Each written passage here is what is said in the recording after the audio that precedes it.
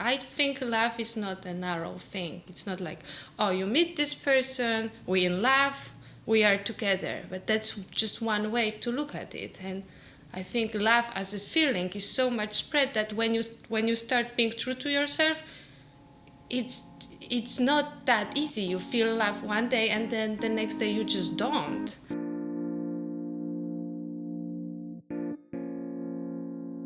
There was this nutcase. Her name is London, and she doesn't know which end is up, but she always seems to come up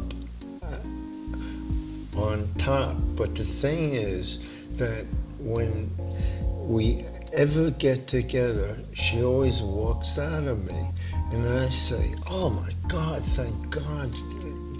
And then when I leave the restaurant, she's always waiting for me. And after the argument, she'll call me up. Well, if she doesn't call me this year, she'll call me next year. And there's not much I can do about it. Relationships don't fucking work in 2013, 14, 15, 16, 17. There's Facebook, Instagram, Twitter. Like, there's too much social networking for me to stay with one fucking person. And in addition, I travel like the world, or I like to consider that in 5 years I will. And I meet a lot of people. So I think it's an outdated regime even that doesn't apply to our current society. I really do. And I think that the only way to have a healthy relationship is to have an open relationship, is to be 100% honest with someone. Like, hey, I love you, I want you in my life. However, at the same time, I kind of want to fuck other people. And that other person should be cool with it and be like, all right, I understand that. I don't want to know who you're fucking, but as long as you're happy and you still want me at the end of the day, what's the problem? I think that it's natural to be attracted to other people. And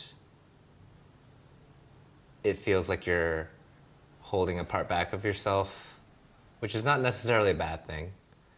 But if you want to explore that later on in life and you're married, like, you feel confined, I feel, as time goes on. My stepmom asked me lately about this boy who I just threw out from my house. He moved in with me to Warsaw. And I was like, no, it's too much. You're too romantic. I'm done with that shit. I want to have a stable life. Like, don't tell me about your feelings every day. And I threw him out. After 2 weeks, it took me no trouble whatsoever. I said, it's not working, you have to go. And he packed his whole apartment in Seattle to be with me because we were madly in love before. And I'm like, no, I'm done with this love shit. And apparently, I'm not even done with that. And it was so easy to make this decision that I'm done. And I felt so wise and strong. I'm like, this, we tried to work out this fantasy, but the reality hit us. The fantasy doesn't work anymore. And it felt good to know that because then I knew where I am. And then the fantasy approaches me again. And I was talking to my stepmom yesterday. And she's like, what is it? What's the feeling? Please describe me. Is it melancholy? Do you miss him? Are you sad? I'm like, no, it's neither of the above. It's not that I miss what we had because we can still have it.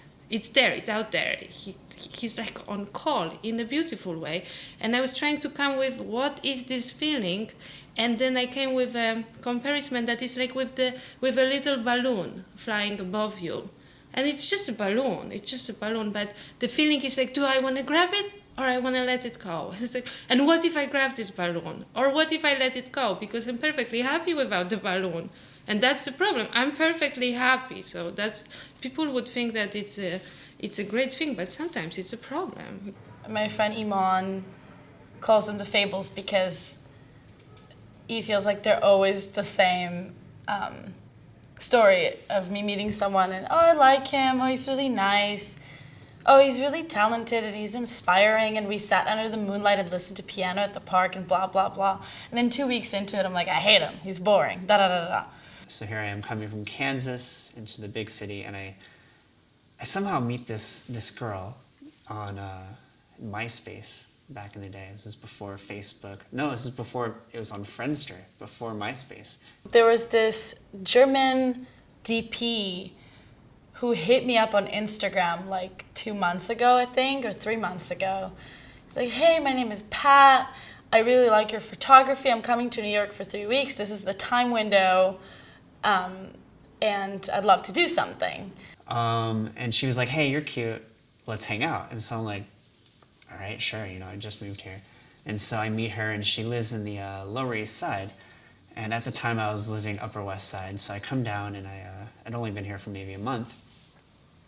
And she's the epitome of cool. Like, she is this artist, and she's got this kind of the way she dresses. It's just, I'm like, wow, and just mesmerized by her. So I met up with him when he was in New York, and we planned what we're gonna do together. Anyways, we ended up hooking up, and he ended up moving into my basement for the last 2 weeks that he was here. So here I am, just probably making the worst impression. And she definitely shoos me off eventually, which I just take it as, you know, like our evening's ended. The next day I email her and I'm like, that was so amazing, and, you know, I had a great time, and I never heard from her for you know, ever.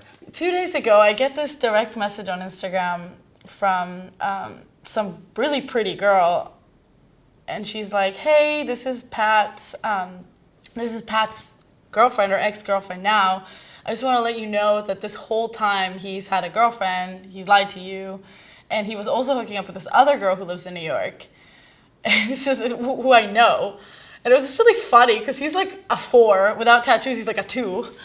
He shoots on a fisheye and like lying to these 3 girls that are all too good for him. And it was just really funny. I'm not hurt or anything like that. I didn't like him like that. But I was just surprised, like, just the audacity of him, you know, doing that. I don't think I've ever been really jealous of people as I've like left adolescence. Just not a trait that I've really prescribed myself to. Like, I had a girlfriend for half a year, and she said that she was fucking other guys, and I was like, all right. But people always say that in some kind of abstract way of like, oh yeah, it's fine, whatever, and then like they get jealous. But I went over to her apartment one night, and I left some condoms there, and I was like, oh, like, what are those condoms? And she was like, oh, they're not there anymore. And I just thought, like, now I have to go to the store and get some more. All right. But I was like, oh, wait, I didn't feel jealous. Like, I think I should. So I was like, oh, so maybe I should explore, like, polyamory, right?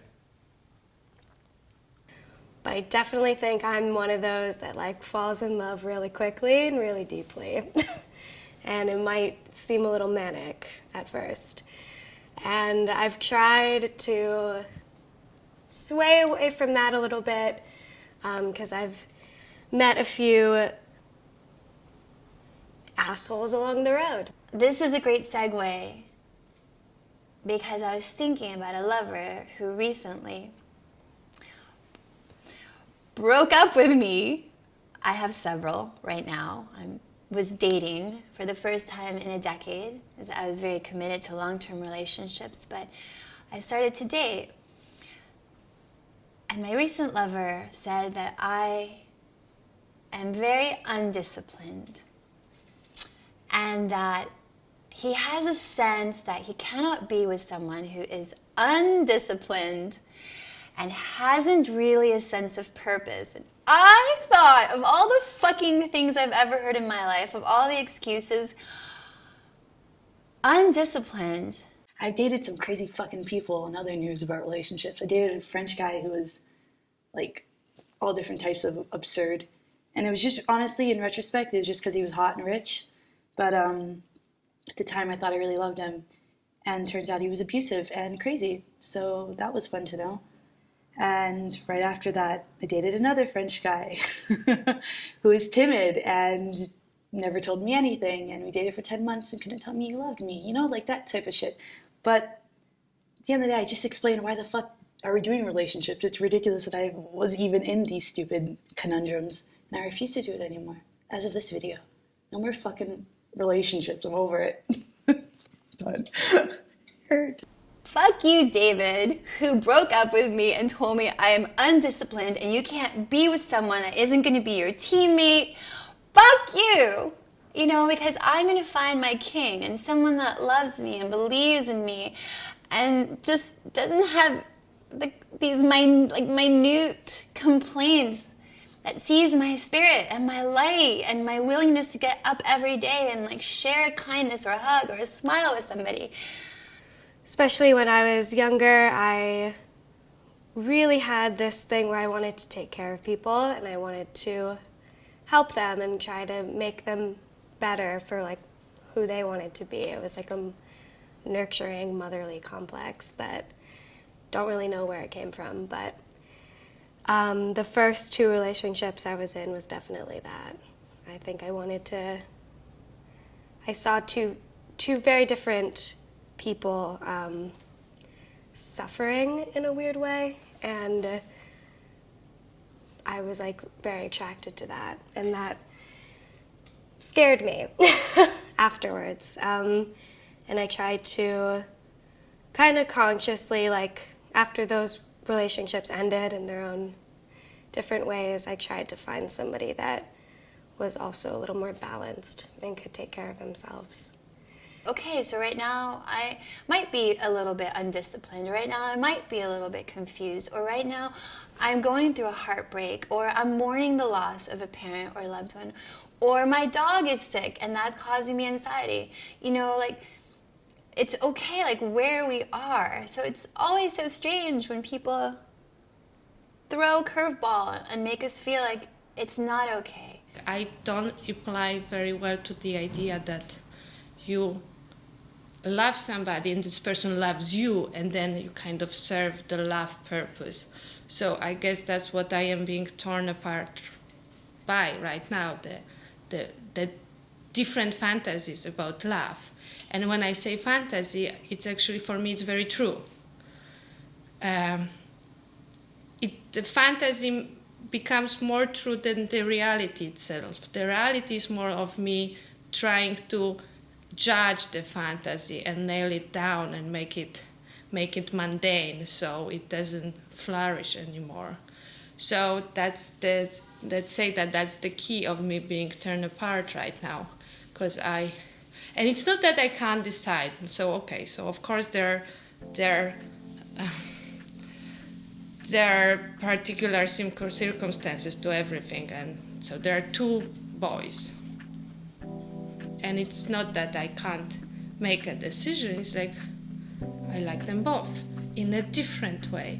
And then I'm finding myself that maybe I'm not suited for this idea of just, choose me, like me. Like, and what if I have some other feelings? And what if I have some other needs? People are just different. And I think we really, the more I live with my idea of time, the more I order my own chaos within my system, the more free I become. So then when you tell me oh, this person proposed to you, you must be extremely happy. Why?